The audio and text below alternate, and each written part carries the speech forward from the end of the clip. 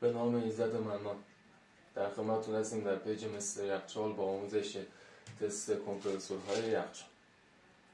اول از همه خدمتتون عرض کنم که کمپرسورهای یخچال از 3 تا پایه تشکیل شده. به این صورت که یا به این صورت هستن یا به این صورت و این 3 تا پایه تشکیل شده از C مشترک، R رانینگ سیمپیچ اصلی و S هم استارت. حالا برای تشخیص این پایا باید چی کار کنیم؟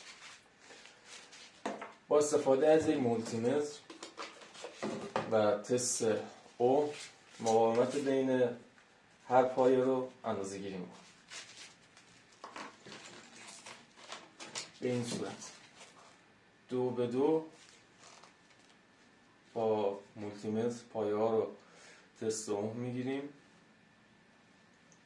3 تا عدد به ما نشون میده. بزرگترین مقدار مقاومت مربوط میشه بین پایه های S و R. به عنوان مثال اندازه گیری کردیم، این شد 5 اوم، این یکی 10 اوم و این یکی 15 اوم. خب حالا طبق چیزی که عرض کردم خدمتتون، بین این دو پایه شد 15 اوم. یعنی چی؟ یعنی این دو پایه S و R هستن. در نتیجه پایه باقی مونده میشه C یا همون مشترک. حالا از کجا بفهمیم این S هست یا این R یا برعکس؟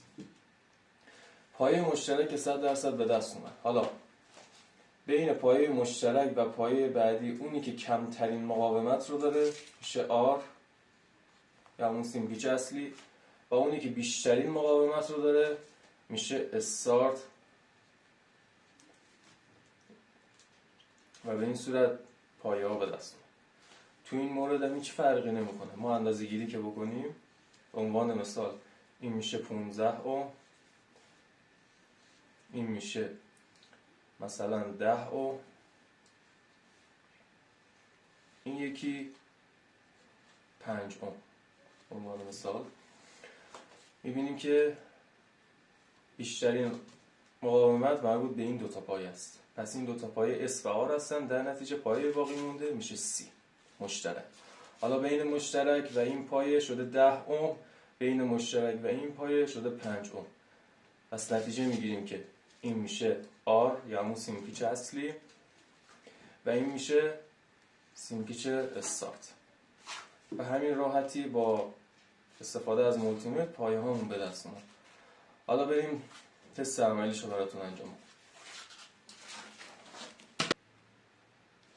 تست عملی روش تشخیص پایه های کمپرسور.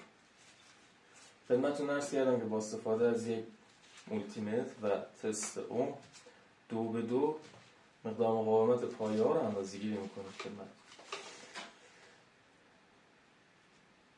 2 تا پایه سمت چپ بهمون نشون میده 43 اوم. یادداشت میکنیم 43 اوم. این 2 تا پایه سمت راست 38 اوم، 38 اوم و 2 تا پایه پایین 63 اوم. یادداشت میکنیم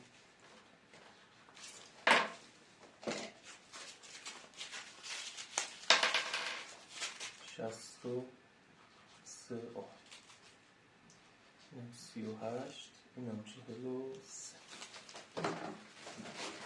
به این صورت شد که